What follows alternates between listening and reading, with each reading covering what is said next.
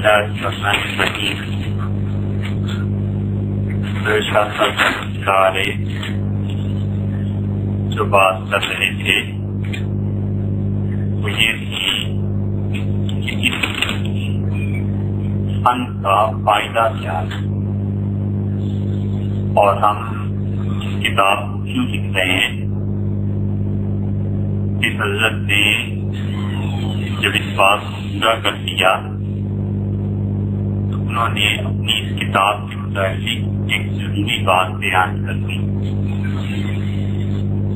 اور حضرت کی یہ بات ایسی ہے جو ساری کتاب میں کام آتی ہے. اور انہوں نے یہ بتایا کہ جب آپ اس کتاب کو پڑھیں گے تو آپ کو اندازہ ہوگا کہ میں نے کچھ باتیں ایسی کہی ہیں جو اور علماء نے نہیں کہی. اور شاہ صاحب رحمۃ اللہ علیہ کی باتیں حقیقت میں اس وقت سمجھ میں آتی ہیں جب تسلسل کے ساتھ ان چیزوں کو پڑھا اور سنا جائے. دنیا کی کوئی بھی کتاب جب آدمی پڑھتا ہے یا پڑھاتا ہے آپ جانتے ہیں کہ ایک سبق دوسرے سبق سے ملا ہوا ہوتا ہے. ایک آدمی کوئی چیپٹر پڑھاتا ہے، اب اس میں ایک تقریر ہے جو وہ پہلے کرتا ہے، پھر دوسرے دن دوسری بات کہتا ہے، تیسرے دن تیسری بات کہتا ہے، چوتھے دن پھر کوئی بات آ جاتی ہے تو کہتا ہے یہ پہلے دن جو میں نے بیان کیا تھا یہ وہ ہے، یہ اس سے ریلیٹڈ ہے. اور جتنے بھی لوگ پڑھنے پڑھانے کے ہوتے ہیں ان کے لیے یہ روز کی بات ہے، کوئی نئی بات نہیں ہے. شاہ صاحب رحمۃ اللہ علیہ کی اس کتاب کا حال بھی یہی ہے کہ بات سے بات کا ربط ہے. تو اگر انسان درمیان میں کسی چیز کو چھوڑ دے اور نہ سنے یا نہ پڑھے یا نہ سمجھے تو پھر آگے والی باتوں کا سمجھنا اور دشوار ہو جاتا ہے. آپ کی کہتا ہے یہ کہاں سے بحث شروع ہو گئی. اب بحث تو منسلک ہے لیکن اتنا وقت کس کے پاس ہو کہ پہلے خلاصہ بیان کرے. وجہ سے اخباروں میں افسانے چھپتے ہیں نا، رشتہ سے پیوستہ اور کس نمبر 19 کا خلاصہ، تو وہ پھر پورا بیان کرے پھر آگے چلے. اتنا وقت کہاں سے لائے کوئی. شاہ صاحب رحمۃ اللہ علیہ نے یہ جو موضوع تھا اس کو مکمل کیا کہ حکمت جو ہے شرعی طور پہ وہ کیا چیز ہے.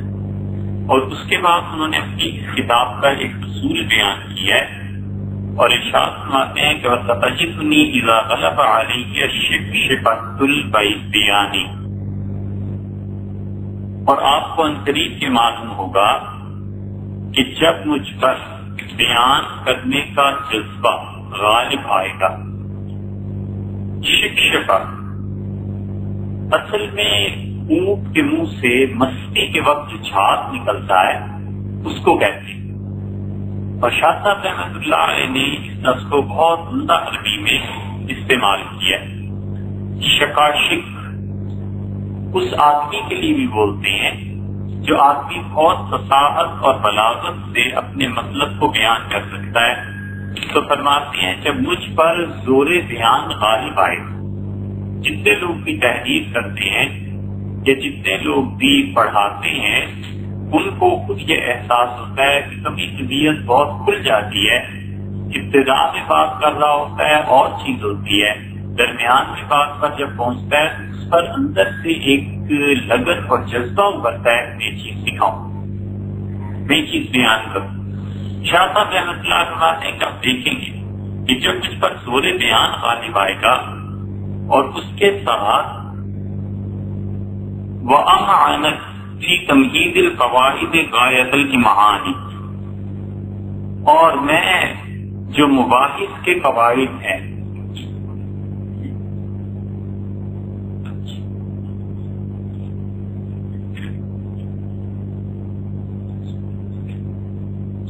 اور جو قواعد ہیں ان کے لیے زیادہ گہرائی میں اتروں گا ربما اوجب المقام ان اقول بما لم يقل به جمهور المناظرین من اہل الکلام.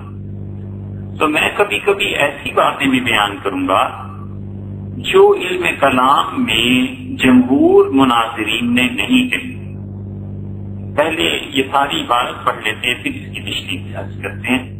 کتجلی اللہ تعالی فی مواسم المعاد بالصور والاشکال، جیسے کہ اللہ تعالی کے لیے شکل و صورت کے ساتھ قیامت کے دن مختلف جگہ پر تجلیات فرمانا بالصور والاشکال، وکأسباب عالم لیس عنصریا.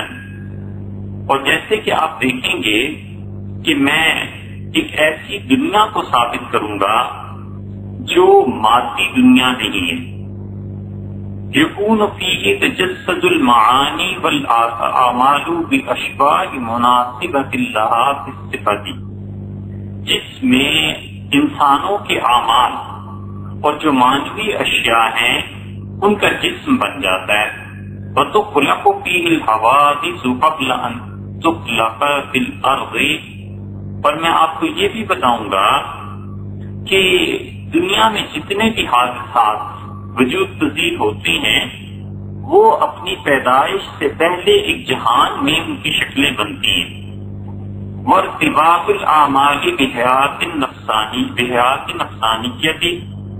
اور اسی طرح انسان کے جتنے بھی اعمال ہیں ان کا بہت گہرا تعلق ہے انسان کی نیتوں سے.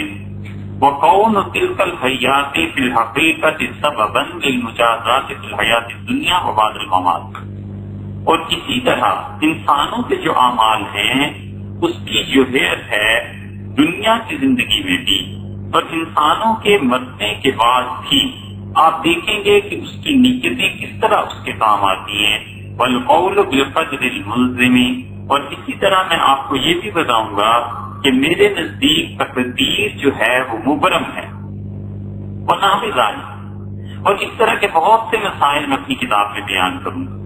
عالم اچھی طرح سمجھنا چاہیے کہ انی لم اجتری علیہ الا بعد ان رأیت الآیات والاحادیث والآثار الصحابۃ التابعین متظاہرۃ فیہ، کہ میری کبھی بھی اتنی جرأت نہیں ہو سکتی تھی کہ میں اپنے پاس سے اتنی نئی نئی چیزیں اپنی کتاب میں لکھ دیتا، مگر جب میں نے دیکھا کہ قرآن کی آیات سے یہ چیز ثابت ہوتی ہے، احادیث رسول اللہ صلی اللہ علیہ وسلم کی ان چیزوں کو ثابت کرتی ہیں، صحابہ کرام رضی اللہ عنہ کے آثار اور ان کے شاگرد جو تابعین کے رحمہ اللہ، وہ سب کے سب ان باتوں کی گواہی دیتے ہیں جو میں آپ کے سامنے رکھ رہا ہوں.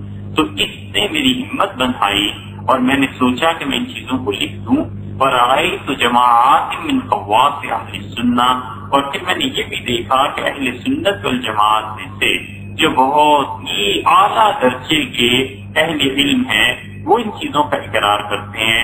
المتمیزین منہم بالعلم اللدنی، اور ان میں سے بہت سے ایسے لوگ ہیں جنہیں اللہ نے براہ راست اپنے پاس سے علم دیا تھا. یقولون بہ، وہ اسی طرح بات کرتے ہیں جیسے میں آپ کے سامنے کر رہا ہوں، جیسے تحریر ہو رہی ہے. یقولون قواعدہم علیہ، اور انہوں نے بھی اس طرح کے قواعد لکھے ہیں. تو اس وجہ سے میں آپ کو بتاؤں گا اس کتاب میں کچھ ایسی چیزیں بھی آپ کو ملیں گی جو کہ جمہور اہل علم نے نہیں کی. شاہ صاحب رحمۃ اللہ علیہ نے اپنی اس کتاب کے متعلق بس چند ایک فکرے لکھے ہیں، آج اسی کی ہدایت ہے اگر یہ پوری ہو گئی. انہوں نے بتایا کہ میں کبھی کبھی اس کتاب میں ایسی بات کہوں گا کہ معلوم یقل بھی جمہور المناظرین من اہل الکلام، اہل کلام کے جمہور جو تھے وہ باتیں نہیں کرتے تھے. میں آپ لوگوں کو ایسی کتابیں ایسی باتیں اپنی اس کتاب میں بتاؤں گا. اور شاہ صاحب رحمۃ اللہ علیہ نے یہ جو کچھ کہا ہے انہوں نے اسے پورا بھی کیا. ہوتا یہ ہے کہ بڑی کتابیں لکھی جاتی ہیں، 4 جلد کی، 5 جلد کی، 7 جلد کی کتاب، تو کبھی کبھی مصنف ابتدا میں ایک چیز کا وعدہ کر لیتا ہے اور آگے جا کے وہ بھول جاتا ہے، پھر یاد ہی نہیں رہتا کہ میں نے کیا کرنا تھا. پھر کتاب چھپ کے آتی ہے، پھر کوئی توجہ دلاتا ہے کہ صاحب آپ نے پہلے ہی وعدہ کیا تھا، پھر آپ نے اس کو پورا نہیں کیا. مگر شاہ صاحب رحمۃ اللہ علیہ کے ہاں یہ بات نہیں. شاہ اللہ رحمۃ اللہ جو کچھ کہتے ہیں معلوم ہوتا ہے کہ نگاہ بہت اچھی سی ان کی ان چیزوں کو وہ لاتے بھی ہیں، اور واقعی انہوں نے ایسی چیزیں کی ہیں کہ انہوں نے علم کلام کے جو جمہور تھے جنہوں نے ایسی باتیں نہیں کی، شاہ صاحب رحمۃ اللہ علیہ نے ان باتوں کو تحریر کیا ہے. اور اس پہ پھر وہ کہتے ہیں کہ دیکھیے جیسے تجلی اللہ تعالیٰ کی مواسم المعاد الصور والاشکال، جیسے کہ میں ایک نئی بات اپنی کتاب میں پیش کروں گا کہ اللہ تعالیٰ تجلیات فرمائیں گے قیامت کے دن، اور وہ جو تجلی خدا کی ہے اس میں صورتیں بھی ہوں گی اور شکلیں بھی ہوں گی. یہ میں کہتا ہوں، میرے علاوہ کوئی نہیں کہتا. اور یہ شاہ صاحب رحمۃ اللہ نے بات کی ہے بہت مشکل چیزوں میں سے.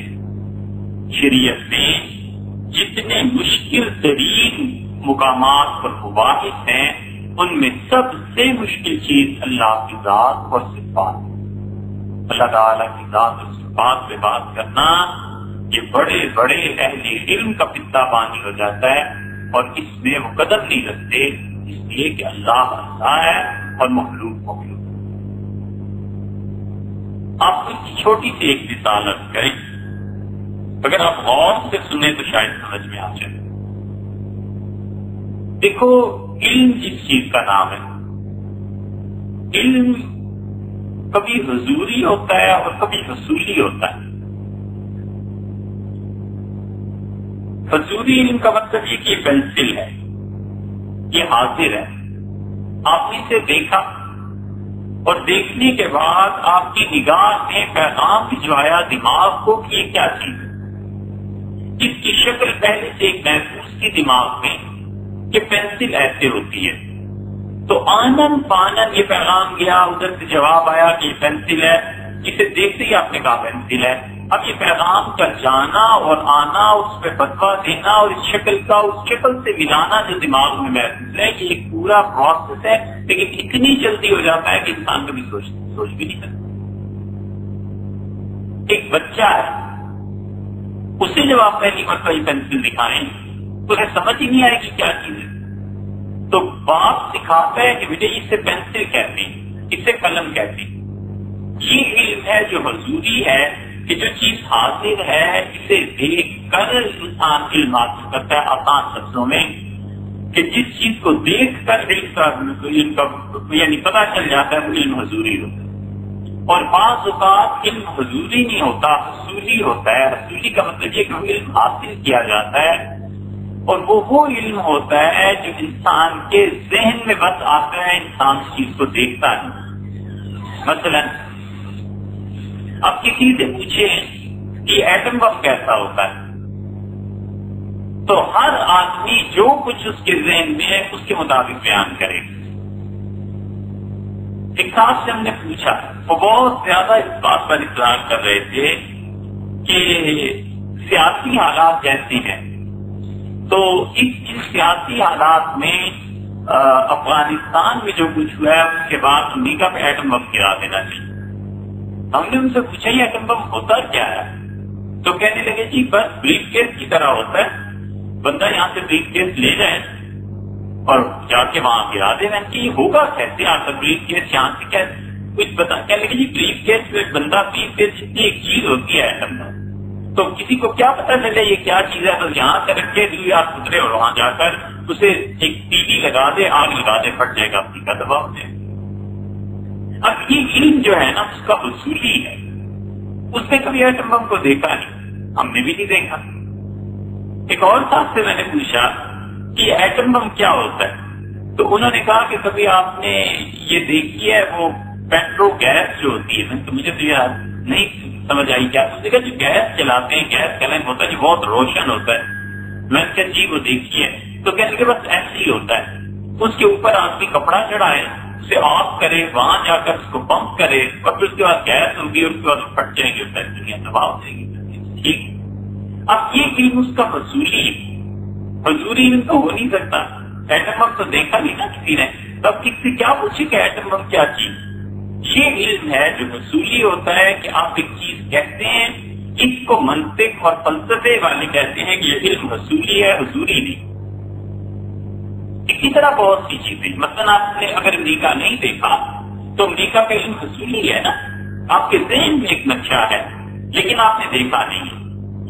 ایک بچہ ہے، اس نے شیر کو نہیں دیکھا لیکن اس کے ذہن میں ایک چیز ہے کہ شیر کوئی چیز ہوتی ہے۔ ہوا ہے، ماں ڈراتی ہے کہ ہوا آ جائے گا، اب ہوا نہ ماں نے دیکھا ہے، نہ ماں کی ماں نے دیکھا ہے، نہ بچے نے دیکھا ہے، کسی نے بھی نہیں دیکھا، لیکن وہ ہے ایک چیز۔ یہ علم ہے حصولی، اور یہ علم ہے حضوری۔ اللہ کا علم اس سے بھی بلند و بالا چیز ہے، نہ وہ حضوری ہے نہ وہ حضوری۔ اللہ تعالیٰ کے متعلق نہیں کہا جا سکتا معاذ اللہ کہ اس نے پینسل دیکھی اور پھر اسے سمجھ میں آیا کہ یہ پینسل ہے، اور اللہ کے متعلق نہیں کہا جا سکتا معاذ اللہ کہ علم کسی نے دیا کہ ایٹم بم ایسے ہوتا ہے تو پھر خدا کو پتا چلا معاذ اللہ۔ اللہ کا علم ایسی چیز ہے کہ وہ ہماری سمجھ سے بھی بالا ہے کہ وہ ہے کیا چیز۔ اللہ کی ذات اور اللہ کی صفات یہ چیزیں اتنی بلند و بالا ہیں کہ انسان کے پاس کوئی طریقہ نہیں ہے اس کے سمجھنے کا سوائے اس کے کہ اللہ خود ہی کوئی چیز کھول دے، کسی پر کھول دے، وگرنہ ہمیں حصولی اور حضوری دونوں علوم ہیں۔ اللہ کو ہم نے دیکھا ہے کہ ہم یہ کہیں کہ ایسا ہے، اللہ نے کہہ دیا لیس کمثلہ شیء، اللہ جیسی کوئی چیز بھی نہیں، جیسی کوئی چیز ہے ہی نہیں، تو ہمارا ذہن کیسے بتائے کہ اللہ کیا؟ اور اس کی صفات، اس کا علم بھی ایسے ہی ہے کہ انسان کیا کرے، تھک تھک کے ہر مقام پر دو چار رہ گئے، تیرا پتہ نہ پائیں تو لاچار کیا کریں۔ یہ میر درد رحمت اللہ علیہ کا غالباً شعر ہے، اگر یہ انہی کا ہے تو ان کے تو باقی اشعار بھی کمال ہے، ان کی شاعری تھوڑی ہے لیکن خواجہ میر درد رحمت اللہ علیہ نے تھوڑی شاعری کی مگر کمال کی شاعری کی۔ شاہ صاحب رحمت اللہ علیہ کہتے ہیں کہ میں آپ کو جو نئی باتیں پتہ چلتی ہیں اس میں سے ایک یہ ہے کہ میرا نظریہ یہ ہے کہ اللہ تعالیٰ قیامت میں تجلیات فرمائیں گے بہت جگہ پر،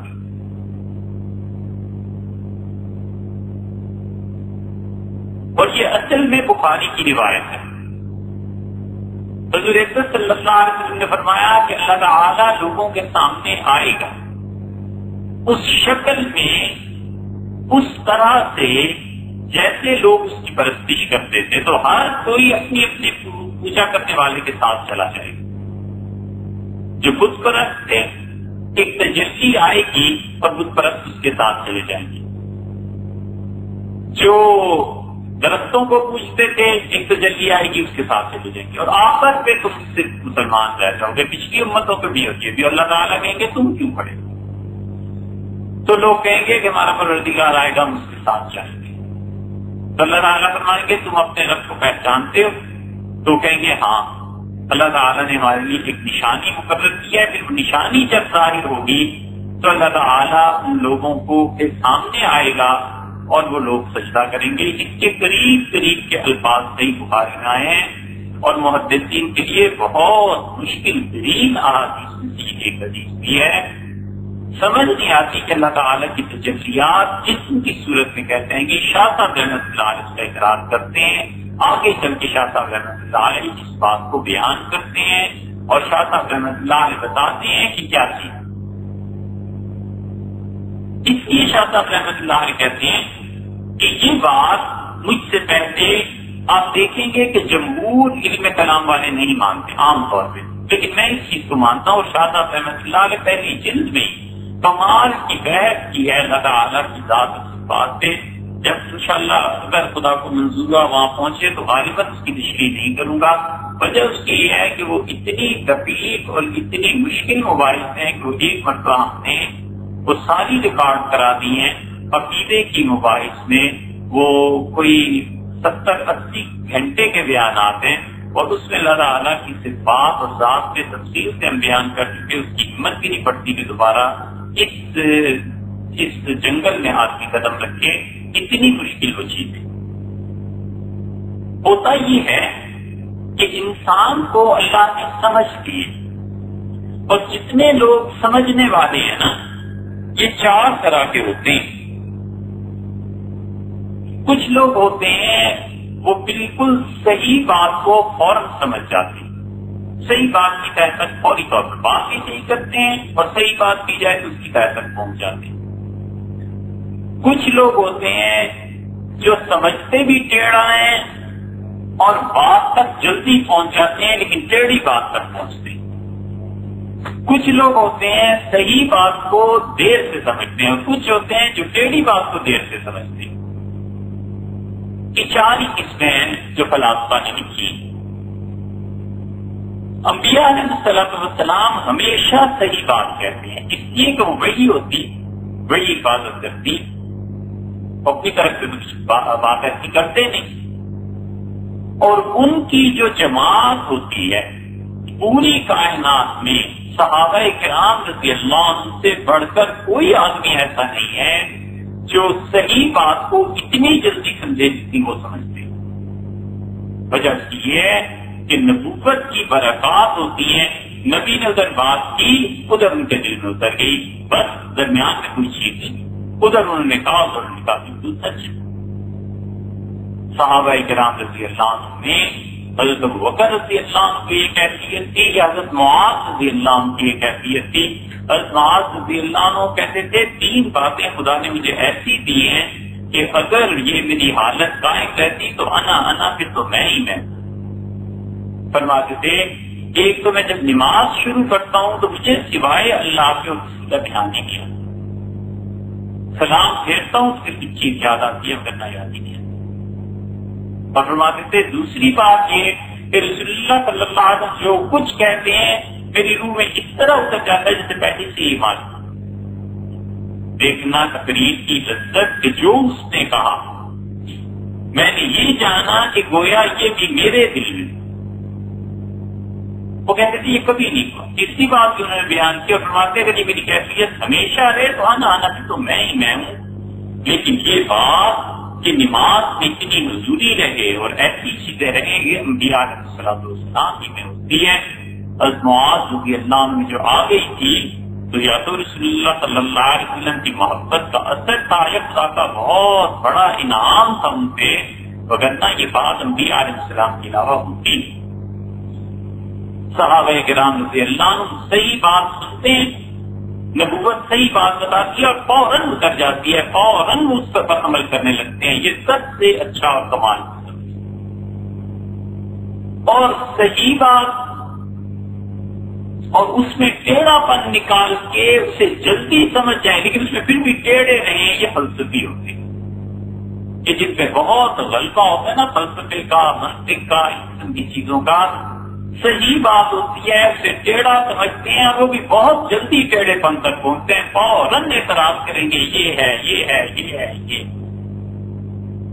اللہ تعالیٰ کی بات سنتے ہیں، آیات سنتے ہیں، احادیث سنتے ہیں، فوراً سے کہتے ہیں کہ یہ غلطی یہ غلطی یہ غلطی یہ غلطی، معاذ اللہ۔ وہ بات صحیح ہے لیکن سمجھ ہی ٹیڑھی ہے، اس لیے کہ عالم بدل جاتا ہے، اور اگر عالم بدل جائے تو پھر انسان وہ کچھ نہیں رہتا جو یہاں۔ مثلا اگر عالم بدل جائے اور سب انسانوں کی آنکھیں ذرا ٹیڑھی ہو جائیں تو پھر ہر ایک آدمی کو یہ مسجدیں 2 نظر آئیں گی، یہ ٹیبل لینپ بھی 2 نظر آئیں گے، یہ فون بھی 2 نظر، پینسلیں بھی 2 ہی دیکھے گا۔ پھر اگر کوئی صحیح آنکھ والا اور پینسل ایک ہی ہے 2 نہیں ہے تو پھر صرف کہیں گے کہ تم بے وقوفو، پینسلیں تو 2 ہیں۔ ٹیڑھا پن ایسے پیدا ہو جاتا ہے جب عالم بدل جاتا ہے تو حکم بدل جاتا ہے نا، ان فلسفیوں کا ذہن بھی ادھر ہی چل پڑتا ہے اور ٹیڑھا ہوتا ہے۔ ایسے ہی بیچ میں ایک بات یاد آئی، عربوں کا ایک شاعر ہے، اس کا شعر ہے، وہ اسے ایک لڑکی سے محبت ہے اور کہتا ہے کہ میری محبوبہ پھینگی، آنکھوں کی تو بڑی خوبصورتی بیان کرتے ہیں اپنی محبوبہ کی آنکھیں اور یہ اور وہ، تو کہتا ہے میری محبوبہ میں کمال یہ ہے کیوں بہنگی۔ اور پھر دیکھو جب محبت ہونا کسی کو تو عیب کو بھی کیسے وہ خوبصورتی کی طرف لے کے جاتا ہے، کہتا ہے اس میں کمال یہی ہے کہ رقیب سمجھتا ہے اسے دیکھ رہی ہے اور حقیقت میں مجھے دیکھ رہی ہوتی، تو اس نے اس عیب کو بھی کیسے کیا۔ تو یہ فلسفی ایسے کرتے ہیں، عالم بدل جاتا ہے، دنیا بدل جاتی ہے، سمجھ بدل جاتی ہے، تو وہ صحیح چیز کو بھی ٹیڑھے پن میں دیکھتے ہیں اور صحیح چیز اور وہ صحیح چیز انسان کو سمجھ آئے ذرا دیر سے، وہ مسلمان ہے۔ صحابہ کرام رضی اللہ عنہ کے بعد اگر کسی کو حصہ ملتا ہے کہ صحیح چیز فوراً ان کی سمجھ میں آ جائے تو وہ مقام ہوتا ہے جب صوفیاء کرام میں لوگ مراقبہ ذات پر پہنچتے ہیں تو مراقبہ ذات میں ان پر اتنی تجلیات وارد ہوتی ہیں کہ وہ چیز کو دیکھ کے سمجھ جاتے ہیں کہ کیا ہونے والا۔ کچھ ظاہر میں آثار نہیں ہوتے، وہ کہتے ہیں اس آدمی سے مت ملو، وہ کہتے ہیں اس سے میں بات نہیں کرتا، لوگ کہتے ہیں پریشانی یہ اس سے کیا ہو گیا، لیکن وہ جو تجلیات ربانی ہوتی ہیں مراقبات میں وہ اس انسان کی کبھی کبھی ایسی رہنمائی کرتی ہیں کہ عالم اسباب میں ہمارے پاس کوئی دلیل نہیں ہوتی مگر وہ سمجھ جاتے ہیں۔ اور مسلمان عام پہ آ گئے تو بات صحیح ہے مگر دیر سے انہیں تھوڑی سی سمجھ میں آتی ہے، اور چوتھے رہ گئے کہ بات تو صحیح ہوتی ہے لیکن ٹیڑھا پن اس کا وہ نکالتے ہیں، اور دیر سے جا کر وہ یہودی عیسائی جتنے غیر مسلم ہیں 200 سال تجربے کرنے کے بعد کہتے ہیں کہ ہاں یہ بات غلط ہے، نہیں ہونا چاہیے۔ اور مسلمان تھوڑی سی دیر سے ہی کہتا ہے، لیکن اگر کتاب و سنت پہ اعتماد کر لے اور اپنی عقل کو تھوڑا سا ہٹا کے کتاب و سنت کتابیں کر لے تو وہ بھی فوراً کہہ دیتا ہے یہ غلط ہے۔ اور یہ کوئی ضرورت نہیں اس کی تفصیل کی، آپ جانتے ہی ہیں جو آپ نے پڑھے لکھے ہیں کہ یورپ، امریکہ اور وہ ساری تہذیب کئی چیزوں کے بارے میں اب کہتی ہے کہ یہ غلطی ہو گئی، یہ غلطی ہو گئی، back to pavilion, back to home, گھروں کو چلو، گھر کی خاندان کی سلسلے مضبوط کرو۔ یہ سب کچھ کیا ہے؟ یہ کہ خدا نے نبی صلی اللہ علیہ وسلم نے صحیح بات بتائی تھی، انہوں نے اس میں بھی ٹیڑھا پن نکالا اور دیر سے پہنچے، اب وہ کہتے ہیں واپس سے۔ انسانوں کی سمجھ ایسی ہوتی ہے۔ اب جب سمجھ کا حال یہ ہو تو اللہ تعالیٰ کی تجلیات، اب وہ صورتیں اور شکلیں کیسی بنے گی، کیا چیزیں ہوں گی، یہ ایسی چیز ہے جو شاہ صاحب رحمۃ اللہ علیہ نے آگے چل کے بیان کی ہے، مگر یہ ہے کہ بہت مشکل مباحث ہیں۔ اگر آپ نے اسے سمجھنا ہو، سننا ہو تو وہ پھر وہی چیزیں سن لیں جو عقیدے کے باب میں کوئی 70-80 بیانات ہیں زیادہ ہیں، وہ اللہ تعالیٰ کی ذات و صفات سے ہے، اسے سن لینا چاہیے۔ اور اسباب عالم لیس عنصریا، شاہ صاحب رحمۃ اللہ نے دوسری مثال، اور وہ کہتے ہیں کہ میں ایک ایسے جہان کی خبر آپ کو بتاؤں گا جو جہان حصی نہیں ہے، ایک ایسے عالم کو ثابت کر کے آپ کو بتاؤں گا جو مادی نہیں، بہت سے عالم، خوف کا عالم ہے، روح کا عالم ہے، چیزیں بدلتی چلی جاتی ہیں اور انسان خواب میں کچھ دیکھتا ہے، ظاہر میں کوئی چیز دیکھتا ہے، ظاہر میں کوئی اعمال کرتا ہے اور اس کا اثر عالم ارواح پر جا کر پڑتا ہے۔ اس کی کئی ایک مثالیں آپ کے سامنے آئیں گی۔ بعض لوگوں کو ہوتی ہے خواب سے مناسبت، مصیبت کوئی آنے والی ہوتی ہے تو دیکھتا ہے والد نے آ کے خواب میں یہ بات کہی، ماں نے آ کے خواب میں یہ بات کہہ دی، کسی بزرگ نے آ کے کوئی بات بتا دی، اور چند دنوں کے بعد وہی مصیبت پیش آ جاتی ہے۔ کتنے ہی لوگ ایسے ملیں گے جن کا انتقال ہوتا ہے تو جب مرض موت ہوتا ہے نا، وہ کہتے ہیں کہ مجھے آج بڑے عرصے کے بعد فلاں بزرگ دیکھنے میں آئے، میں نے آج اپنی والدہ کو دیکھا، والد مجھے بلانے کے لیے آئے تھے۔ اب یہ وہ جو باتیں کر رہا ہوتا ہے اس سے نہیں پتا ہوتا کہ کیا بات ہے، لیکن عقل مند آدمی جب سنتا ہے نا اس کے خواب کی تعبیر سے مناسبت ہوتی ہے، وہ سمجھ جاتا ہے کہ اب حضرت کا وقت آ گیا، اب یہ چلنے والے۔ تو اس عالم میں اس انسان کے اثرات مرتب ہوتے ہیں، پڑھتے ہیں۔ عبداللہ ابن مبارک رحمۃ اللہ علیہ کی کے ملنے کے لیے بہت بڑے ایک محدث تھے، تو عبداللہ ابن مبارک رحمۃ اللہ علیہ کا حضرت میں آئندہ آپ کی مسجد میں نہیں آؤں گا۔ انہوں نے کہا خیریت کیا ہوگی؟ تو انہوں نے کہا میں آپ کے پاس آیا تھا حدیث شریف سے متعلق کچھ بحث کرنے، کچھ علمی باتیں، تو میں نے دیکھا ایسے نظر اٹھا کے مسجد کو تو اوپر لڑکیاں کھڑی تھی مسجد کی چھت پر، مجھے اشارے کر رہی تھی، تو وہ چپ ہو گئے۔ ابن مبارک رحمۃ اللہ نے کہا کہ میں اندر نہیں آؤں گا، تو انہوں نے اپنی شاگردوں سے کہا جو نفع حاصل کرنا ہے کر لو، میری مسجد پہ لڑکیوں کا کیا کام ہے؟ یہ اللہ نے عالم آخرت کھول دیا تھا، ابن مبارک سمجھ نہیں سکے اسے، وہ جنت کی بورے ہیں جو اشارے کر رہی ہیں، بلا رہی ہیں، اور اس کے چند دن بعد عبداللہ بن مبارک رحمۃ اللہ علیہ کے اس عالم کا اثر اور اس کا اثر یہ چیزوں پر پڑتا ہے. ایک اور بات آپ سے عرض کروں، یہ کبھی سنی نہیں ہوگی، لیکن بجائے اس کے کہ آپ کسی اور سے سنیں، آپ ہمیں سے سن لیں، اور وہ صحیح چیز ہے، صحیح پیرائی میں ہی سے سن لیں. کوئی اتنی بڑی بات نہیں ہے. اگر آدمی کے ذہن میں وسعت ہو نا، اور آدمی سوچے اور انسان بن کے رہے کہ انسانی زندگی کی چیزیں پیش آتی ہیں. حضور اکرم صلی اللہ علیہ وسلم کے متعلق یہ بحث ہوئی، بات چلی کہ وہ روزے کی حالت میں اپنی کسی اہلیہ کو بوسہ دیتے تھے یا نہیں دیتے. انسانی زندگی ہے، کسی بھی آدمی کو پیش آ سکتی ہے، ٹھیک ہے، اس میں کون سی ایسی گھبرانے کی بات. تو انہوں نے کہا کہ جا کے رسول اللہ صلی اللہ علیہ وسلم کی بیویوں سے ہی پوچھا جا سکتا ہے. تو لوگ گئے عائشہ رضی اللہ عنہ کے پاس، تو ام المومنین رضی اللہ عنہ نے کہا ہاں رسول اللہ صلی اللہ علیہ وسلم اپنی ایک بیوی کو بوسہ دیتے تھے، سر چھوٹتے تھے. تو جو پوچھنے والے تھے ام المومنین رضی اللہ عنہ کی بڑی شفقتیں انہیں حاصل تھی، تو انہوں نے حضرت عائشہ رضی اللہ عنہ کا مقام اور مرتبہ لوگوں پر ظاہر کرنے یا ان کی خوشی کی وجہ سے کہا کہ حل یہ اللہ انتے ام المومنین، آپ کے علاوہ رسول اللہ صلی اللہ علیہ وسلم کو کس سے اتنی محبت ہو سکتی. تو عائشہ رضی اللہ عنہ ہنسی اور چپ ہو گئی، بات ختم ہو گئی. مسئلہ پتہ چل گیا کہ اگر کوئی آدمی روزے کی حالت میں اپنی بیوی کو بوسہ دیتے. حضرت عمر رضی اللہ عنہ نے اپنی خلافت کے دور میں یہ بات بیان فرمائی.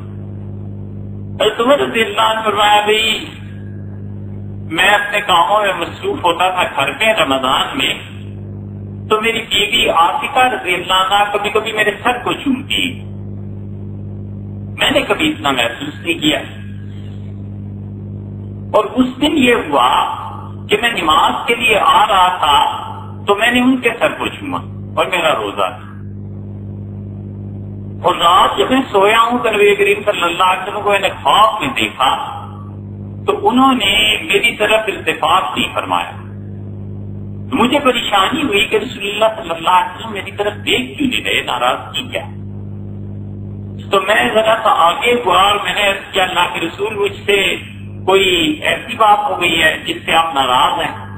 تو رسول اللہ صلی اللہ علیہ وسلم آیا مجھ سے کہ روزہ رکھ کے بوسہ دیتے ہو. تو میری زبان کھلی تو میں گھبرا گیا اور میں نے طے کیا کہ میں اتنا کام بھی نہیں کروں گا رسول اللہ صلی اللہ علیہ وسلم کی روح مبارکہ تک کی بات جاتی. یہی بات عبداللہ بن مسعود رضی اللہ عنہ کی. انہوں نے کہا کہ لوگوں اچھی سے اچھے الفاظ کے ذریعے ضرور بھیجا کرو رسول اللہ صلی اللہ علیہ وسلم پہ، کیونکہ ممکن ہے تمہارے یہ الفاظ وہاں پیش کیے جائیں تو رسول اللہ صلی اللہ علیہ وسلم کے لیے جب اچھے الفاظ استعمال کرو گے تو ان کی روح خوش ہوگی. مراد ان کے کہنے کی یہ جو بڑے لوگ ہوتے ہیں نا، مقام اور مرتبہ جتنا بڑا ہوتا جاتا ہے اتنا ہی احتیاط بہت زیادہ ضروری ہو جاتی. بچے کو آپ دیکھیں نا، بچہ معرفت نہیں ہوتی کہ باپ ہے ماں ہے، کپڑے گندے کر دیے، داڑھی سے کھیل رہا ہے کچھ، لیکن بچے میں جتنا شعور بڑھتا جاتا ہے کہ یہ کون ہے اتنا ادب بھی بڑھتا جاتا ہے، حوصلہ بھی بڑھتا جاتا ہے. تو جتنا اللہ کا قرب حاصل ہوتا چلا جاتا ہے اتنی احتیاط کی چیزیں بھی. اب نبی کریم صلی اللہ علیہ وسلم نے خواب میں جو کچھ فرمایا اس سے پتہ چلتا ہے کہ بعض اوقات حضور اکرم صلی اللہ علیہ وسلم کی روح مبارکہ کو اس چیز کی اطلاع دی جاتی تھی اور وہاں سے بھی تربیت ہوتی. صحابہ رضی اللہ عنہ کی اس درجے کے لوگ سے بھی معمولی بات ہے کہ نبی کریم صلی اللہ علیہ وسلم کی روح مبارکہ کی طرف سے خواب میں آگے کوئی چیز بتائی جائے. جیسے 17 ہجری میں قحط پڑ گیا تھا، 20 مثالیں ایسی ہیں، خیر اس کا کیا ذکر کرنا. قحط جب پڑ گیا تھا تو ایک صحابی رضی اللہ عنہ نے رسول اللہ صلی اللہ علیہ وسلم کو خواب میں دیکھا تو آپ نے فرمایا عمر سے کہنا کہ بارش ہو جائے گی، لیکن اسے کہو عقل سے کام لے. تو عمر رضی اللہ عنہ سے جا کے جب انہوں نے سنایا تو اتنے پریشان ہوئے، اتنے پریشان کے رو پڑے اور کہنے لگے اللہ میں تو اپنی عقل سے پورے ہی کام لینے کی کوشش کرتا ہوں، معلوم نہیں کیا بات ہو گئی اور بارشیں ہوئی. تو یہ تعلق تھا نبی کریم صلی اللہ علیہ وسلم کا صحابہ کرام رضی اللہ عنہ کے ساتھ، مگر عالم بدل گیا، احکامات بدل گئے، چیزیں بدل گئیں. شاہ صاحب رحمۃ اللہ علیہ کہتے ہیں میں تمہیں ایک ایسے جہان کے متعلق ثابت کروں گا، بتاؤں گا جو مادی نہیں ہے، روحانیت کا ایک جہان۔ شاہ صاحب رحمۃ اللہ علیہ آگے چل کے عالم مثال کو ثابت کریں گے کہ عالم مثال کیا چیز ہوتا ہے، اس دنیا کے بعد اور اس دنیا سے پہلے پہلے درمیان کی جو برزخ کی زندگی ہے نا، یہ کیا چیز، اس کو کیا کہتے ہیں۔ اللہ تعالیٰ نے اس جہان سے اور اس جہان کے درمیان بچے کے لیے ایک اور جہان پیدا کیا، اور اس کی والدہ کا پیٹ۔ بالکل اسی طرح اللہ تعالیٰ نے یہاں سے ڈائریکٹ اٹھا کر قیامت میں نہیں بھیج دیا، درمیان میں ایک اور جگہ مقرر کر دی، اور وہ ہے عالم برزخ۔ اس برزخ میں کیا ہوتا ہے، شاہ صاحب رحمۃ اللہ علیہ جب آئیں گے اپنی بات کرنے پہ تو کمال کی بھی باتیں بتائیں گے کہ اس عالم مثال میں ہوتا کیا کیا ہے۔ عالم مثال میں میت کہاں جاتی ہے، پھر اس کا فرشتے استقبال کیسے کرتے ہیں، معاذ اللہ اگر وہ غلط ہے تو فرشتے مار کیسے اسے دیتے ہیں، اور پھر وہاں کیا کیا ہوتا ہے، اس کا اثر عالم دنیا پر کیا پڑتا ہے، شاہ صاحب رحمۃ اللہ علیہ سے آگے چل کر بیان کرتے ہیں۔ پھر کہتے ہیں یکون کی تجسد المعانی والاعمال باشباح مناسبۃ لہا، اور پھر ایسے بھی ہوتا ہے کہ معانی اور اعمال کی حالت میں مشابہت رکھتے ہیں اس میں، یعنی انسان جو کچھ اعمال کرتا ہے عالم مثال میں جا کر انسان کے اعمال کو شکل اختیار کر لیتے ہیں کہ آسان ہے۔ مثلا موت ہے، موت کی کیا شکل ہے، ایک آدمی چوری کرتا ہے، چوری کی کیا شکل ہے، اس کا کیا اثر مرتب ہوتا ہے۔ رسول اللہ صلی اللہ علیہ وسلم نے موت کے متعلق خود فرما دیا کہ اس موت کی شکل کیا ہے، آپ نے فرمایا کہ سب سے زیادہ خوشی کا دن اہل جنت کے لیے اور اہل جہنم کے لیے سب سے زیادہ مایوسی کا دن ہوگا جس دن ایک دمبے کو جنت اور جہنم کے درمیان لا کر ذبح کر دیں گے فرشتے، اور اللہ کی طرف سے آواز دی جائے گی کہ یہ موت ہے، اسے ہم ختم کر رہے ہیں، جنت والوں تم پہ بھی نہیں آئے گی اور جہنم والوں تم پہ بھی نہیں آئے گی۔ تو موت کی ایک شکل ہے، بڑی بحث ہوئی اس پہ۔ معتزلہ جو تھے وہ اسی بات کا انکار کرتے تھے، وہ کہتے تھے جو چیزیں صرف ہم محسوس کر سکتے ہیں، غصہ، خوشی، موت، غم، اس کی کوئی شکل بن جائے یہ ممکن ہی نہیں۔ لیکن سائنس نے جتنی ترقی کی ہے نا، اس کا ایک بڑا فائدہ یہ ہو گیا ہے کہ اب وہ ساری چیزیں میئرمنٹس میں آ گئی۔ بخار ہوتا تھا، اب بخار کو ناپ لیتے ہیں، بلڈ پریشر ہوتا تھا، اب بلڈ پریشر کو ماپ لیتے ہیں۔ اس لیے جتنی سائنس کی ترقیات ہیں ان میں ایک اچھا پہلو یہ ہے کہ اسلام سائنٹیفکلی چیزیں ثابت ہوتی چلی جا رہی۔ دنیا کا کوئی مذہب ایسا نہیں ہے جو اتنا سائنٹیفکلی ثابت ہوتا چلا جائے۔ اسی لیے جتنی سائنس نے ترقی کی اس کا اثر یورپ پہ یہ پڑا کہ انہوں نے اپنے عقیدے کو جب چیک کیا سائنس کے ساتھ، انہوں نے کہا یہ سب جھوٹ ہے، یہ تو عقیدے ہی غلط ہے۔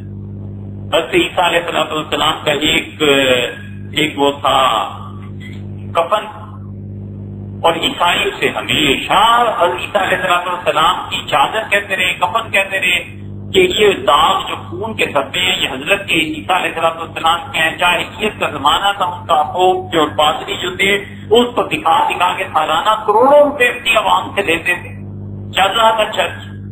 جب اب دور آیا تو پھر انہوں نے کہا اچھا ذرا اسے کاربن کے ذریعے چیک کرو کہ اس کی عمر کتنی ہے۔ تو کاربن ڈاٹا کے ذریعے جب انہوں نے چیک کی تو انہوں نے کہا یہ تو 800-900 سال پرانا کپڑا ہے، تم کہاں 2000 سال پرانا کر رہے ہو، یہ سب ہم نہیں مانتے۔ یہ تو ایک مثال ہے، 20 مثالیں بغاوت اسی طرح ہوتی چلی گئی، مگر اسلام ایسا دین اب ایسا ہے کہ وہ جتنے سائنٹیفکلی چیزیں آتی جا رہی ہیں اسلام کہتا ہے کہ چیز بالکل درست ہے، یہ ایسے ہے، یہ ایسے ہے۔ اسلام نے تصور دیا کہ چیزیں جو آپ دیکھ نہیں سکتے لیکن ان کی کوئی شکل صورت ہوتی ہے، ان کا جسم ہوتا ہے، ان کا رول وزن کوئی ہوتا ہے۔ اب جب سے یہ میئرمنٹس میڈیکل کے شروع ہوئے ہیں یہ بات سمجھانی آسان ہوگی، پہلے سمجھتے ہی نہیں۔ حضور اکرم صلی اللہ علیہ وسلم فرمایا عیسیٰ علیہ السلام جب آئیں گے تو بیت المقدس پر کھڑے ہو کے بولیں گے، اور دنیا میں کوئی جگہ ایسی نہیں ہوگی جہاں ان کی آواز نہ جائے۔ معتزلہ اسی پہ بحث کرتے رہے کہ آواز کتنے ٹریول کرتی ہے، ہوا کے پہاڑ جائے، یہ ہو گیا وہ ہو گیا، اب کوئی مسئلہ ہی نہیں رہا۔ اب کسی بچے کو بھی بہت ہو گا، ہاں ہو سکتا ہے۔ یہ چیزیں شاہ صاحب رحمۃ اللہ علیہ نے وہ بات جہان کی کہ وہاں پر اشیاء جو ہیں ان کی شکلیں اور صورتیں ہیں. مثلا موت ہے، موت کی صورت میں آ جائے گی، ایسی چیز ہو جائے گی کہ وہ زندے کی صورت میں. اسی طرح کوئی انسان معاذ اللہ بدکاری کرتا ہے، اس کا اثر کیا مرتب ہوتا ہے؟ رسول اللہ صلی اللہ علیہ وسلم نے یہ بتایا تھا. اس پہ معتزلہ کو بڑا اشکال رہا کہ کیا ہوتا ہے. نبی کریم صلی اللہ علیہ وسلم نے 2 گناہوں کے بارے میں یہ بات کہی، ایک چوری کے بارے میں، ایک بدکاری کے بارے میں. کیونکہ بدکاری سب سے بڑا حق ہے اللہ کا جو ظاہر ہوتا ہے، سب سے بڑا حق خدا کا وہ ظاہر ہوتا ہے، اور چوری سب سے بڑا حق ہے جو کسی انسان کا ظاہر ہوتا ہے. یہ دونوں اس اعتبار سے حقوق اللہ اور حقوق العباد، یہ دونوں بھی انتہا درجے کی چیزیں. رسول اللہ صلی اللہ علیہ وسلم جب آدمی یہ فعل کرتا ہے تو اس کا ایمان اس کے دل سے نکل کے اس کے سر پہ آ جاتا ہے. مطلب یہ کہ اگر اس حال میں وہ مر جائے تو اس کے دل میں ایمان نہیں. یہ ہم نہیں کہتے کہ اس کا جنازہ نہ پڑے، مگر رسول اللہ صلی اللہ علیہ وسلم نے فرمایا کہ اس کا ایمان دل سے نکل جاتا ہے، اس کے سر پہ آ جاتا ہے. اب چوری میں بھی یہی ہوتا ہے. اب یہ سر پہ کیوں آ جاتا ہے؟ اس کی بڑی اچھی تشریح انہوں نے کی. نرمی رحمۃ اللہ علیہ نے، صوفی تھے نا، انہیں دور کی بات سوچی اور وہ واقعی حکمت کی باتیں نظرات کو سوچتی ہیں. انہوں نے کہا کہ ایک کرتوت ایسے تھے کہ فوراً اللہ کا عذاب آ جانا چاہیے تھا. ایمان بیچ میں آ جاتا ہے کہ اللہ جتنا بھی بڑا گناہ ہے کم سے کم میں موجود ہوں، میرے ہوتے ہوئے آپ اسے اپنا عذاب سے محفوظ کر دیجیے. یہ دونوں گناہ تھے. اب ایمان کا نکلنا، سفر کرنا ادھر سے ادھر. اب جتنی بھی میڈیکل کی چیزیں ہیں اس میں کئی جگہ ہے کہ درد ہڈی میں ہے، یہ درد جہاں ہونا چاہیے نہیں ہونا چاہیے. آدمی کچھ سوچتا ہے، ڈاکٹر کچھ بتاتا ہے. یہ چیز کہاں سے ٹریول کرتی ہے، کلاٹ ہے، اور وہ فالج ہو گیا. وہ کہتا ہے جناب یہ آپ کے پاؤں سے چلا تھا اور دماغ میں پہنچا اور فوراً گزر گیا تو آپ بچ گئے. اگر یہ 5 سیکنڈ 2 سیکنڈ نہ گزرتا تو آپ مر جاتے. فالج ہو گیا، کہتے جی کلاٹ یہاں آپ جب کیا چلا وہ پاؤں سے تھا. اب یہ ساری چیزیں ایسی ہیں جو ایک جہان کی خبر دیتی ہیں. شاہ صاحب رحمۃ اللہ علیہ فرماتے ہیں میں آپ کو بتاؤں گا کہ یہ کیا چیز ہے. وَتُخْلَقُ فِي الْحَوَادِثُ قَبْلَ أَن تُخْلَقَ فِي الْأَرْضِ، اور اسی طرح زمین پر کسی حادثے کے ہونے سے پہلے اس کی ایک صورت اللہ کے یہاں بنتی. یہ بڑی دلچسپ چیز ہے. زمین پہ جتنی چیزیں آتی ہیں نا، اس قوم کو فتح دینی ہے، ان کو شکست دینی ہے، اس آدمی کی موت آنی ہے، اس آدمی کا رزق آنا ہے، اس کی ایک شکل بنتی ہے عالم آخرت کی. اور وہ شکل اس انسان کو کبھی کبھی خواب میں اللہ تعالیٰ دکھا دیتا ہے. مثلا ہے تو ایسی ذرا بات، لیکن آپ کے مزاج میں گرانا گزرے.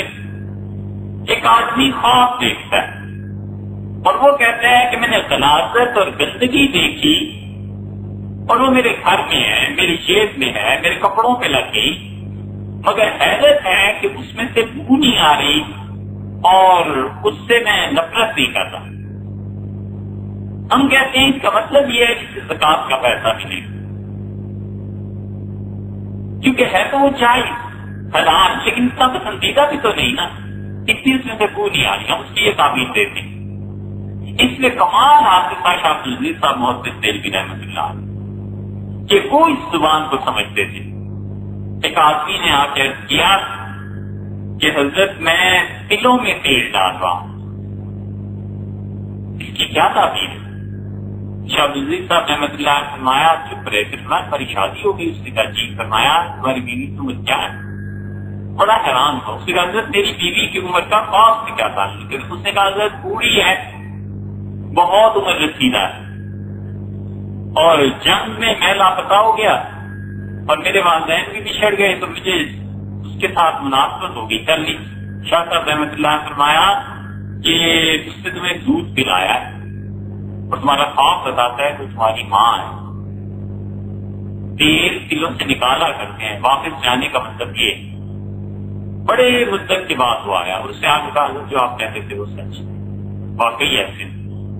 تو یہ ہوتا ہے کہ دنیا میں جو حادثات ہوتے ہیں اس سے پہلے اللہ کے یہاں اس کی کوئی صورت بنتی ہے. خدا کا نظام کوئی کھیل تماشا تھوڑے ہی ہے، وہ پورا سسٹمیٹکلی چلتا ہے. کل یوم ہوا فی شان، اللہ نے کہا اللہ کو ہر دن نیا کام ہوتا ہے. تو کسی نے عبداللہ ابن عباس رضی اللہ عنہ سے پوچھا کہ اللہ کو ہر دن نیا کام ہوتا ہے؟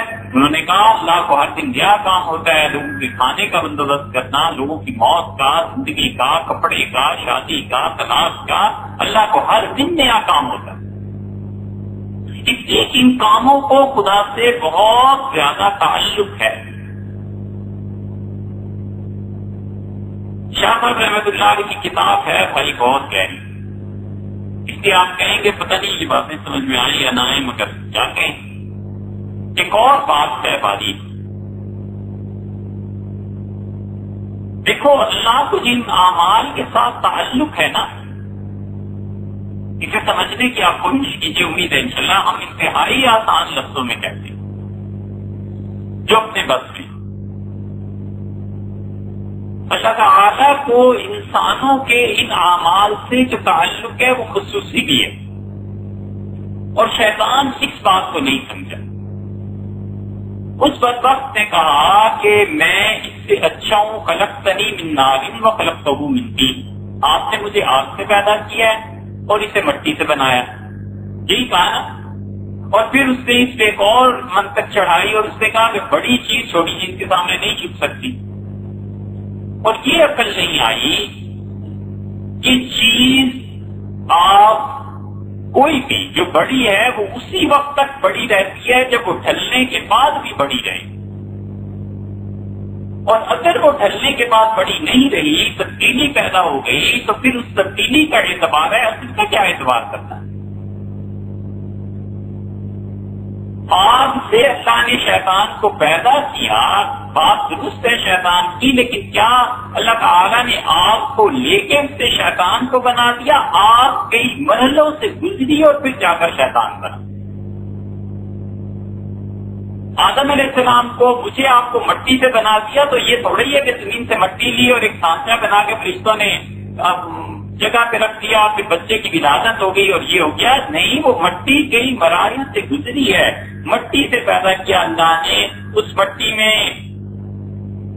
پھلوں نے جنم لیا، اس مٹی میں چیزیں پیدا ہوئی، گوشت تھا، خوراک تھی، باپ نے کھایا، ماں نے کھایا، پھر وہ مٹی تبدیل ہوئی ہے کتنے مراحل میں، اور پھر وہ خون بنا، اور خون کے بعد اس کی گوشت ہو، اور پھر ہوتے ہوتے آخر پہ آ کے انسان بنا. تو اصل چیز مٹی تو نہ رہی.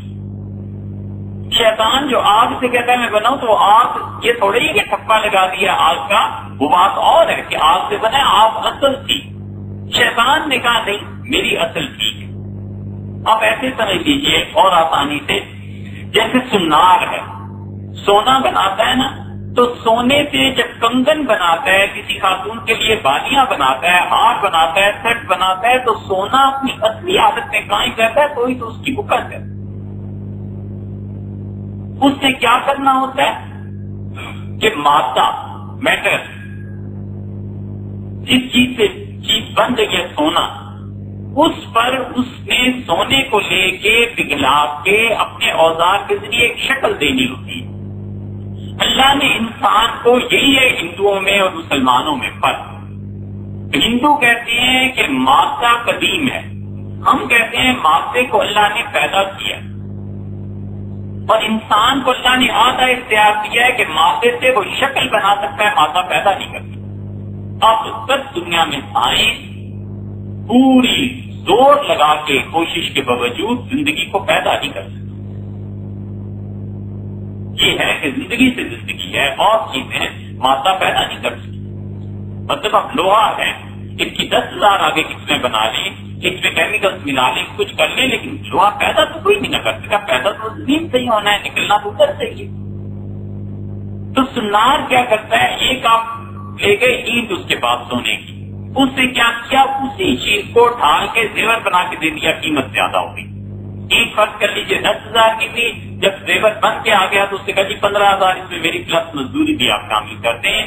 تو وہ اصل قائم رہی، اس لیے اس کی کوئی حکمت ہے. اگر اصل قائم نہ رہتی تو کوئی حکمت نہ ہوتی. ٹھیک ہے.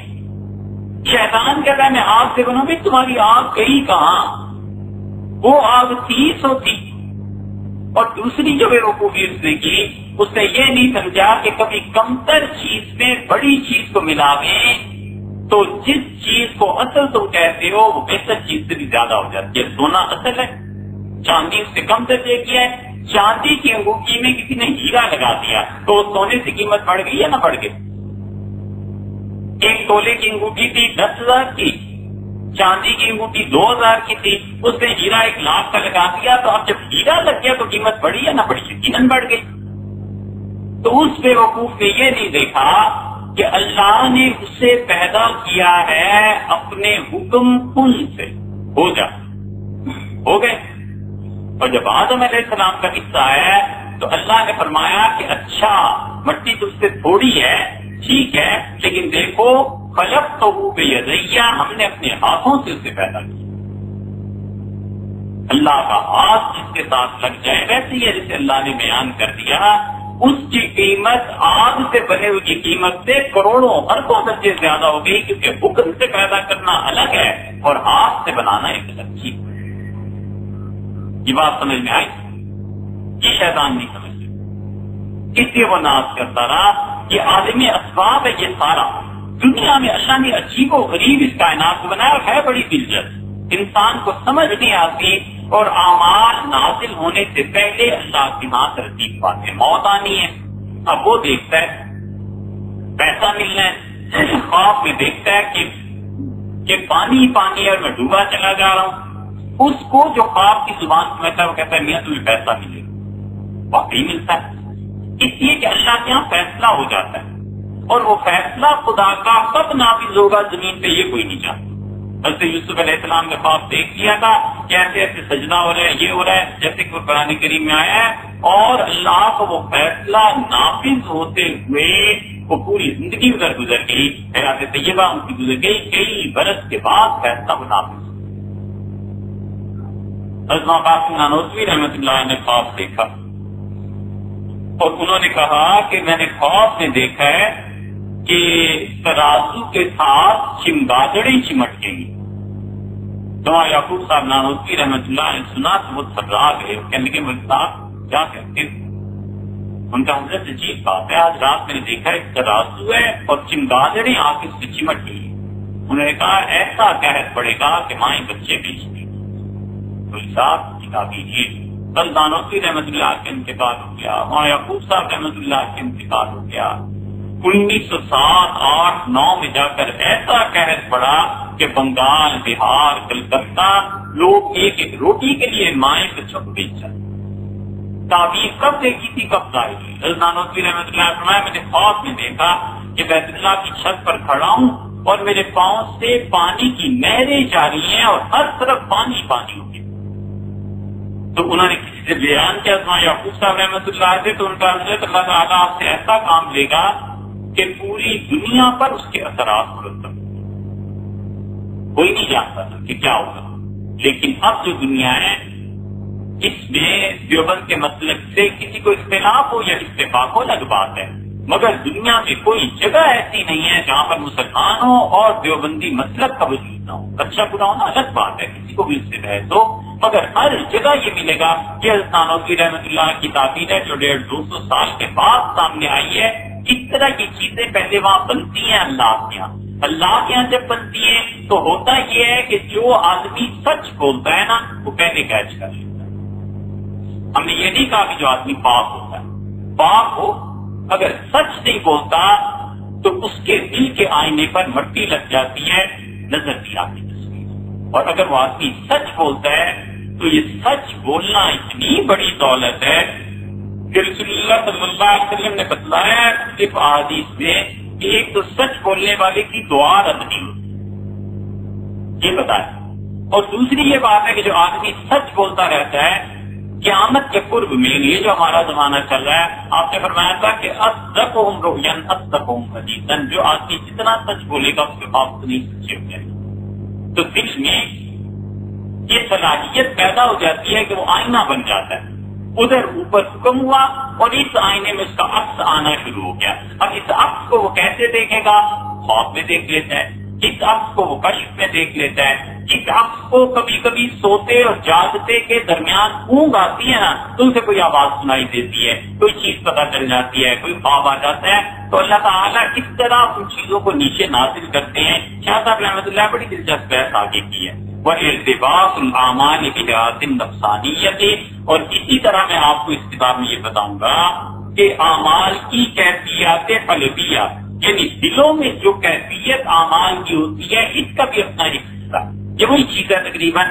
شاہ صاحب رحمۃ اللہ علیہ نے خود بھی ایک چیز دیکھی تھی، شاہ صاحب رحمۃ اللہ نے دیکھا تھا موت کو نازل ہوتے، اور انہوں نے کہا کہ میں دعا مانگ رہا تھا تو میں نے دیکھا کہ موت نازل ہو رہی ہے، تو میں اپنے جس بچے کے لیے دعا مانگ رہا تھا مجھے نہیں خیال آیا کہ اس بچے کے لیے ہے، پھر جب میں نے نماز پڑھ لی ظہر کی تو وہ موت میرے بچے کے پاس چلی گئی، اس کا انتقال ہو گیا۔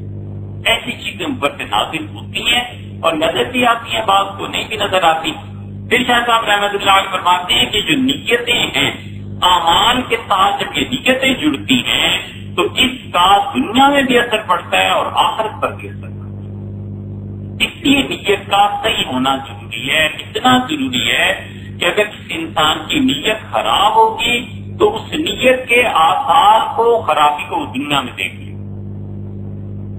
ایک آدمی بہت اللہ اللہ کرتا تھا اور سلوک، ذکر، مراقبہ جو بھی اس نے کیے، بس وہاں قلیل احمد صاحب رحمۃ اللہ علیہ کی خدمت میں حاضر ہوا، اس نے کہا حضرت میں اتنا ذکر کرتا ہوں، یہ چیز یہ چیز یہ چیز، حضرت پریشان ہو گئے، کچھ دیر سوچتے رہے کہ اس ذکر کی وجہ سے جو مطلوبہ کیفیت پیدا ہونی چاہیے تھی وہ نہیں۔ یہ ہوتا ہے ایک آدمی اگر قتل کرتا رہے نا تو اس کے چہرے پر خون کے اثرات آ جاتے ہیں۔ معاذ اللہ، جو شراب کا عادی ہوتا ہے، اگر آدمی خود اپنے اندر سچائی ہے نا تو اس کا جب عکس پڑتا ہے نا چہرے کا تو آدمی نہ بھی تعبیر کر سکتے لیکن سوچتا ضرور ہے کہ کیا گڑبڑ ہے، کیا مسئلہ کیا ہے ساتھ، لیکن اسے نہیں سمجھ آتی، بیچارہ پڑھا لکھا نہیں ہوتا، جسے کچھ کہہ بھی نہیں سکتا لیکن کہتا ہے کچھ نہ کچھ ہے نہیں۔ تو حضرت سہارنپوری رحمۃ اللہ بہت دیر سوچتے رہے، پھر فرمایا آپ نے نیت کیا کی تھی ذکر میں، کیا نیت کر کے بیٹھتے ہو اللہ کو یاد کرنے؟ اس کا حضرت نیت یہ ہے کہ آپ جب اجازت دیں گے تو میں لوگوں کو مرید کروں۔ حضرت نے فرمایا شاباش، یہی تو نیت ہے جو دے ڈوبی، اللہ کو اللہ کے لیے یاد کرو، میری خلافتوں کے لیے یاد کرتے۔ یہ چیز ہوتی ہے کہ جب نیت انسان کی خراب ہو جاتی ہے پھر اس کے اثرات پڑتے ہیں، عقل پر اثرات پڑتے ہیں، عقل خراب ہو جاتی ہے انسان کی۔ اسی لیے صحابہ کرام رضی اللہ عنہ کی نیتیں صحیح رہتی تھیں، اعمال بھی صحیح رہتے۔ ایک آدمی نے ایک کو قتل کر دیا، مقدمہ آیا تو یعلا ابن امیہ رضی اللہ عنہ نے فیصلہ کیا، امیر سے انہوں نے کہا کہ یہ آدمی ہے اور شرعاً قتل ثابت ہے، تمہارے بھائی کی ہبت میں سے قتل کرنا، ان کا حضرت میرے حوالے کر دیں، تلوار سے قتل ہی کرنا ہے نا، تو آپ کا آدمی سرکاری مارے گا اور میں مار دوں اسے تو بات تو ایک ہی ہے، گردن ہی اڑانی ہے، تو مجھے اپنے بھائی کے انتقام کی پیاس ٹھنڈک پہنچے گی، کیا ابن امیہ رضی اللہ عنہ اس کے حوالے کر دیں۔ اس نے تلوار ماری اور تلوار جو تھی وہ اوچھی پڑ گئی، صحیح لگی نہیں، پھر اس نے اسے مارا تو گر گیا، خون بہتا رہا، اور اس نے اطمینان کا اظہار کر کے کہ بھائی کے خون کا انہیں بدلہ لیا، چلا گیا۔ یہ آدمی ابھی مرا نہیں تھا اور یہ چلا گیا، علاج کرایا، ٹھیک ہو گیا، اور انہوں نے ایک دن دیکھا کہ میرے بھائی کا قاتل جسے میں مار چکا تھا یہ کدھر سے برآمد ہو گیا، تو بڑے حیران ہوئے، پکڑ لیا اور انہوں نے کہا میں تو خدا کی قسم تجھے نہیں چھوڑوں گا، تو ٹھیک کیسے ہو گیا؟ خود سے کہا تم اپنی طرف سے مار چکے، میں تو نہیں مرا اور میں بے ہوش ہو گیا تھا اور یہ صورتحال آ گئی۔ تو وہ امیہ رضی اللہ عنہ کے بعد پکڑ کے لیا، کہا حضرت سے قتل کرنا ہے، تو انہوں نے کہا تم قتل نہیں کر سکتے، تم کر چکے۔ تو اس نے جب زیادہ اصرار کیا تو زیادہ رضی اللہ عنہ نے کہا کہ اس کی سزا تو واقعی قتل ہے، کیونکہ اس نے تمہارے بھائی کو قتل کیا ہے، لیکن یہ ہے اسلام کا انصاف، اور یہ ہے صحابہ رضی اللہ عنہ کا جو ہم نے کہا تھا نا، وہ صحیح بات تک فوراً پہنچتے تھے۔ انہوں نے کہا یہ جس سے زخم لگے ہیں نا، اس کے پیسے پہلے ادا کرو، پھر اس کے بعد اسے قتل کیا جا سکتا ہے، لیکن جو تم نے اسے مارا ہے زخم ہو گئے تھے، اس کا خدشہ تھا، اور شریعت نے زخموں پر بھی مقرر کیا ہے کہ کتنا گہرا زخم ہو کتنے پیسے لگیں گے اس سے، یعنی اس کی فیس کیا ہے۔ علی رضی اللہ عنہ نے اپنے بیٹے حسن رضی اللہ عنہ سے کہا کہ اگر میرے بعد میرے قاتل کو قتل کرنا ہو تو نیزہ جب اس کے پیٹ میں مارو گے تو نیزے کی پنی، نیزے کا رخ جو ہے اس کی کمر سے باہر نہیں آنا چاہیے، بس پیٹ تک کر سکتے۔ اور پھر علی رضی اللہ عنہ نے کہا اس نے بھی مجھے ایسے ہی مارا ہے اور میرے پیٹ سے نیزہ ادھر نہیں گیا، تو ایسے نہ ہو کہ تم میرے قاتل کے ساتھ ناانصافی کر دو اور اللہ کے ہاں مجھے ہو جائے پکڑ۔ اتنا انصاف تھا، حالانکہ مرنا تو اس نے ہے ہی، لیکن فرمایا اس سے زیادہ نہیں سکے اتنا چلانا۔ کیا ابن امیہ رضی اللہ عنہ کا پیسے ادا کرو پھر میں اسے حوالے کر دیتا ہوں، پھر قتل ہو جائے گا۔ اس آدمی نے نہیں مانا، حضرت عمر رضی اللہ عنہ کے پاس آیا، حضرت عمر رضی اللہ عنہ خاموش ہو گئے اور پھر فرمایا کہ جاؤ اور حضرت علی رضی اللہ عنہ سے بتوا لے۔ پھر وہ حضرت عمر رضی اللہ عنہ کی بات ہے تو حضرت عمر رضی اللہ عنہ نے کہا میں نے سوچا تھا اس رستے پہ اور میرا خیال ہے کہ اعلیٰ کی بات بالکل۔ پھر وہ گیا حضرت علی رضی اللہ عنہ کے پاس کہ کہیں سے مجھے گنجائش مل جائے، تو حضرت علی رضی اللہ عنہ نے کہا امیر المومنین کا فیصلہ بالکل درست ہے، تم اس کے زخموں کے پیسے دے دو اور اس کے بعد اسی کے ساتھ قتل کیا جا سکتا ہے، اسے اب قتل ایسے نہیں کیا جا سکتا۔ یہ وہ چیز تھی جو ان لوگوں کی نیتیں درست تھی نا، انصاف، عدل، اپنے عوام کے ساتھ اچھائی، یہ سب چیزیں، نتیجہ یہ کہ وہ فیصلے جو اجتہاد سے کرتے تھے وہ بھی الحمدللہ سارے کے سارے صحیح پہنچ جاتے تھے، اور اگر کوئی غلطی ہو جاتی تھی تو اللہ تعالیٰ دوسرے لوگوں کو اس طرف پھیر دیتا تھا کہ انہیں بتاؤ اس فیصلے میں ویسے نہیں ایسے کر لی۔ وَالْقَوْلُ بِالْقَدْرِ الْمُلْزِمِ، اور اسی طرح تقدیر کے بارے میں میں آپ کو وہ چیز بتاؤں گا کہ میرے نزدیک تقدیر کی ایک ہی قسم ہے۔ تقدیر کی شاہ ولی اللہ رحمۃ اللہ علیہ کے نزدیک ایک قسم ہے اور حضرت مجدد ثانی رحمۃ اللہ علیہ کے نزدیک تین قسم ہیں، اور عام طور پہ جو لوگ بیان کرتے ہیں وہ دو قسمیں۔ وہ کہتے ہیں کہ تقدیر کبھی معلق ہوتی ہے کہ یوں ہو جائے تو یوں کر دو، یوں ہو جائے تو یوں کر دو، اور کبھی اللہ کی تقدیر پوری نافذ ہونی ہوتی ہے، وہ اللہ تعالیٰ کہہ دیتے ہیں کہ اس کو قطعاً کسی صورت تبدیل نہیں کیا جا سکتا۔ خواب بھی ایسے ہی ہوتا ہے کہ وہ کبھی کبھی اس سے سکھایا اس لیے جاتا ہے کہ یہ ہونے والا ہے، اس سے بچو، آدمی بچ جائے، اور کبھی کبھی خدا کا وہ فیصلہ نافذ ہو کے ہی رہنا ہوتا ہے، بندہ کچھ نہیں کر سکتا، بس اسے صرف اس لیے دکھا دیا جاتا ہے کہ اس بندے میں سہنے کا حوصلہ پیدا ہو جائے کہ میرے ساتھ اب ہونا ہی ہے، اس سہنے کا حوصلہ پیدا کرنا چاہیے۔ اللہ کا یہ بھی انعام ہوتا ہے کہ ایک طرح انسان ذہنی طور پر تیار ہو جاتا ہے۔ زندگی میں ایسے حوادث ہوتے ہیں کہ اگر ایک دم سے پڑے تو مر جائے آدمی، روح نکل جائے، لیکن خدا اسے تیار کر دیتا ہے کہ یہ چیز اب ہونے والی ہے، اس کو سہنا ہے، یہ خدا کی تدبیر ہے۔ اسی لیے رسول اللہ صلی اللہ علیہ وسلم صحیح بخاری کے آخر پہ ایک حدیث آئی ہے، نبی کریم صلی اللہ علیہ وسلم نے فرمایا اور جب میں اپنے بندے سے وہ چیز لے لوں جس کے ساتھ اس کا دل بھٹک گیا تھا اور اس کے دل میں صفیہ چن دیا تھا، اس آدمی کے دل نے اس شخص کو اس چیز کو اپنی محبت دی۔ بیٹا باپ کا دل چن لیتا ہے محبت کے لیے، مطلب یہ کہ بہت شدید تعلق ہو جاتا ہے، شوہر ہے، بیوی ہے، ہر چیزیں۔ رسول اللہ صلی اللہ علیہ وسلم اللہ نے کہا جب میں اپنے بندے سے وہ چیز لے لوں جس چیز کو اس بندے کے دل نے اپنے لیے منتخب کر لیا تھا، تو پھر جب وہ صبر کرتا ہے تو میرے پاس اس بندے کو دینے کے لیے کچھ نہیں ہے سوائے اس کے کہ میں اسے بغیر حساب کتاب کے جنت دے دوں۔ یہ کہ صبر اتنا کرنا پڑتا ہے، وہ اس مرحلے سے گزرتا ہے، کوئی معمولی بات ہے۔ دوستو آدمی کی شخصیت دل کے رہ جاتی ہے جب غم ایسا آتا ہے، دکھ ایسا آتا ہے۔ یہ غم اور دکھ انسان کو بنانے کے لیے ہوتے ہیں، سنوارنے کے لیے ہوتے ہیں، اس کی تربیت کے لیے ہوتے ہیں، بگاڑ کے لیے نہیں ہوتے۔ اس لیے لوگ جو نیگیٹو سائڈ پہ چلے جاتے ہیں نا، ان پر مایوسی غالب آ جاتی ہے، اور جو پازیٹو سائڈ پہ رہتے ہیں وہ تقدیر پہ صبر کرتے ہیں۔ حضرت مجدد رحمۃ اللہ علیہ تقدیر کی تیسری قسم کے قائل ہیں، ان کا خیال یہ ہے کہ دعا سے تقدیر بدل جاتی ہے۔ یہ انشاءاللہ آپ کا بات ہے۔ اور اس قسم کی بہت سی چیزیں ہیں جو میں نے بیان کی اپنی کتاب میں، اور میرے علاوہ لوگوں نے اسے نہیں بیان کیا، لوگ اس طرف گئے نہیں، لیکن میں آپ کو یہ چیزیں بیان کروں گا، ایک فکر ہے انشاءاللہ۔